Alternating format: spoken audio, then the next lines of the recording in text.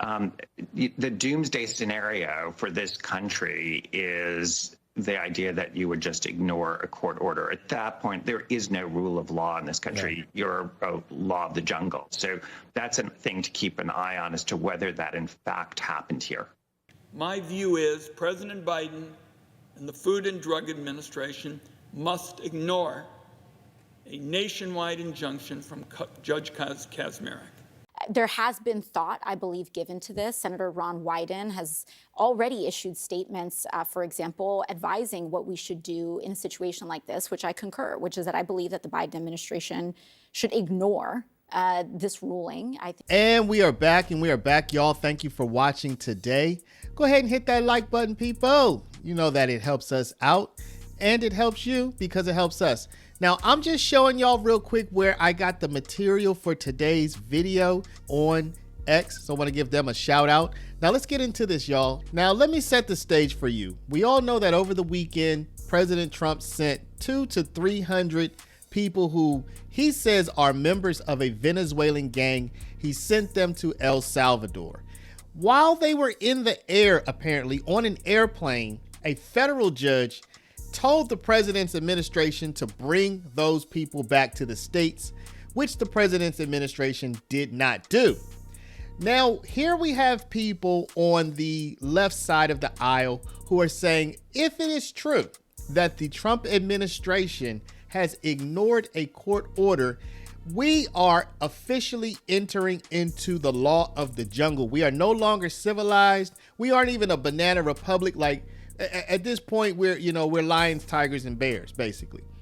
Now, what I'm pointing out with this video is on the left side of the aisle just last year, you had prominent Democrats calling for the Biden administration to ignore a court order. This wasn't like some veiled thing like, well, I don't know if we should. No, this was, we should just literally ignore it. Like, they don't have guns. The judges don't have guns. They don't have police. They don't have an army. They can't enforce anything. Let's just tell them we're not gonna comply. So what we're gonna do is, first, I'm gonna give you that full clip of the pearl clutching from this weekend, and then we're gonna shoot into AOC, who you see on your screen. We're gonna get to her in a second. We're gonna shoot into AOC and another senator, AOC and a senator who both said, look, this was last year with one of their things that they didn't like. They like, look, tell the judge, screw you. You can't make us. So let's get first into the pearl clutching about what Trump did this weekend. Here's the question for you, Andrew. At what point does the Trump administration, in your view, and are we already on this slippery slope, begin to ignore the rulings of judges in these matters that his White House is deeming that he has superiority by virtue of being the chief executive of the country? Well, there's very disturbing reporting in the New York Times just this morning suggesting, not concluding, but suggesting that that may in fact have happened. And that Judge Boasberg, the trial court judge who issued this temporary restraining order and said, you can't remove people. And he also said, to the extent that their planes in the air, they need to come back.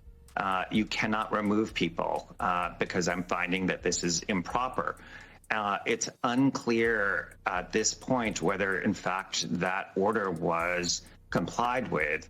The doomsday scenario for this country is the idea that you would just ignore a court order. At that point, there is no rule of law in this country. Right. You're a law of the jungle. So that's a thing to keep an eye on as to whether that in fact happened here.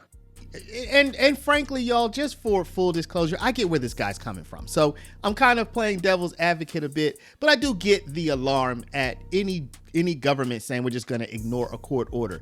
But the court orders do have to be within the court's jurisdiction, and they have to be lawful, right? They have to be within the court's jurisdiction, and there is some debate as to whether or not a plane flying internationally is within the court's jurisdiction. What is not for debate is that the court can rule certain medications, certain medical procedures unconstitutional, or can side with the prohibition of those. I mean, think about drug laws. Think about all kinds of different laws that relate to medical procedures. I mean, this is well within the court's jurisdiction. But let's take a look at what AOC said last year when she did not like one of the court's rulings about one of her pet peeves. Let's take a look at what AOC said. Federal judge in Texas invalidating FDA approval of mifepristone, a widely used drug in medication abortions. Joining us, New York Democratic Congresswoman Alexandria Ocasio-Cortez. Thanks so much for being with us. When you've heard the news this afternoon, a couple hours ago, what did you think?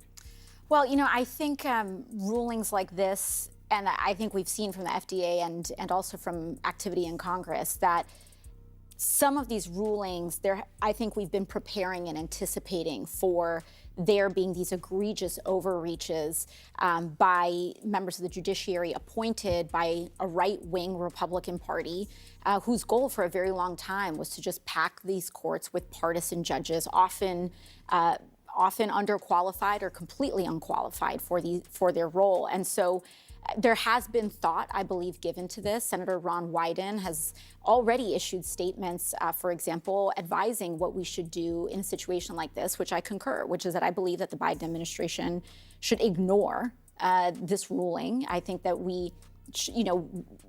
the courts have the legitimacy and they rely on the legitimacy of their rulings. And what they are currently doing is engaged in an unprecedented and dramatic erosion of the legitimacy of the courts. It is the justices themselves, through the deeply partisan and unfounded nature of these rulings, that are undermining their own enforcement. So you're saying the Biden administration should ignore this court, but what does that look like? What does that actually mean? You know, I think the interesting thing when it comes to a ruling is that it relies on enforcement.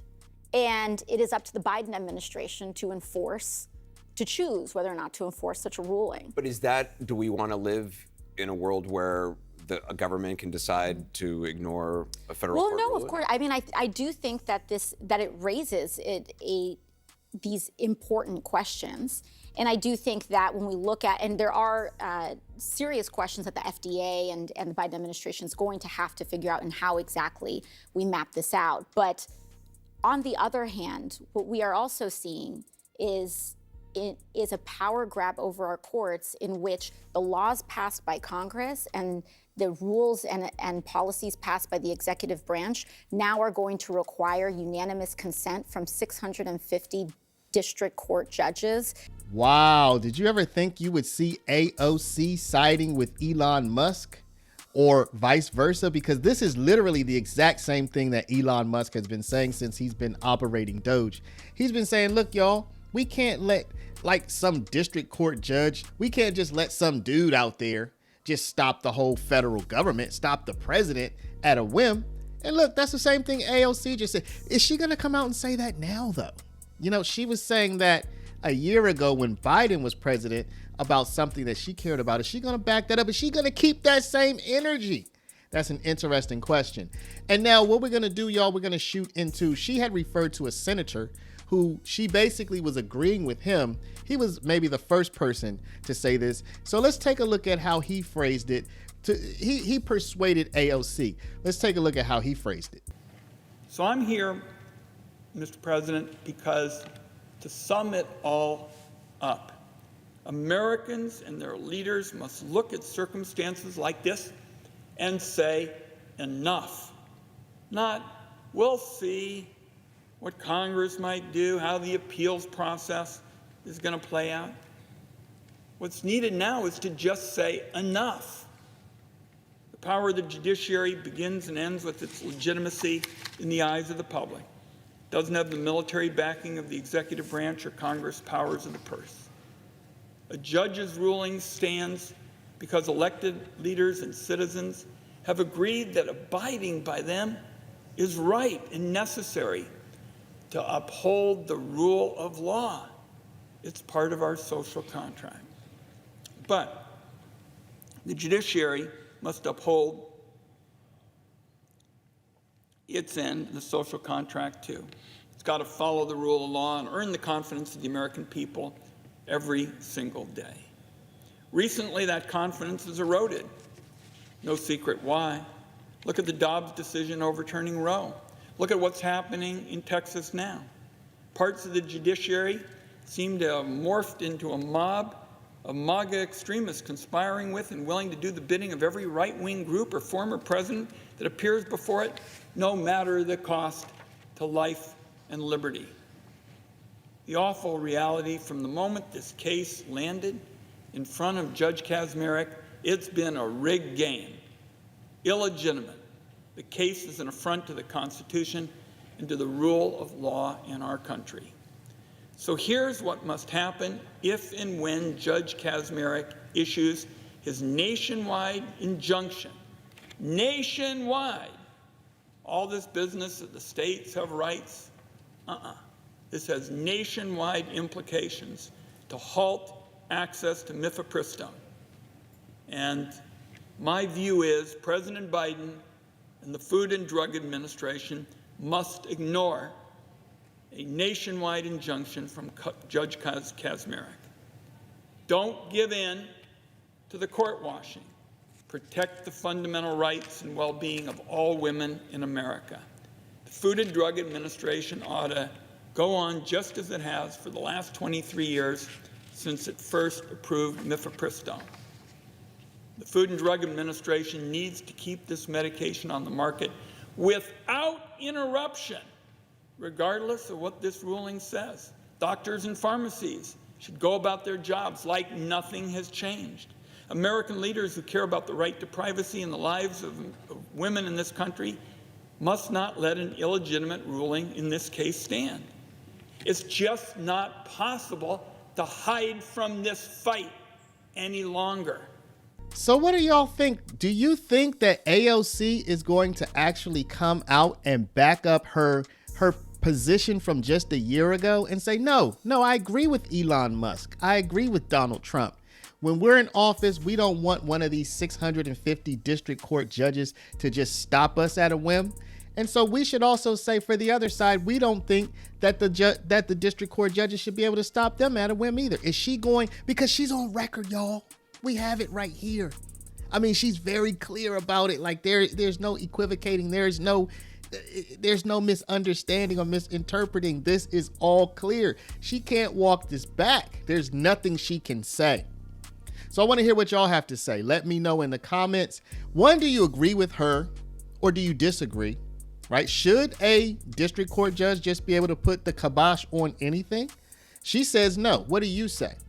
Also, y'all, I also like to get your comment about, will she back this up? Will she keep this same energy now that a different administration is in power? I want to thank y'all for watching today. You know, y'all, stop right now, hit that share button. You know this video deserves to be shared out. Hit the share button, put in somebody's text message or email, WhatsApp, Facebook, even their Instagram. Share it out with somebody else. And if you're not a subscriber, please do subscribe. Want to thank y'all for watching. Check out this other video from our other channel that you see here. Just click on it. Go watch it, y'all.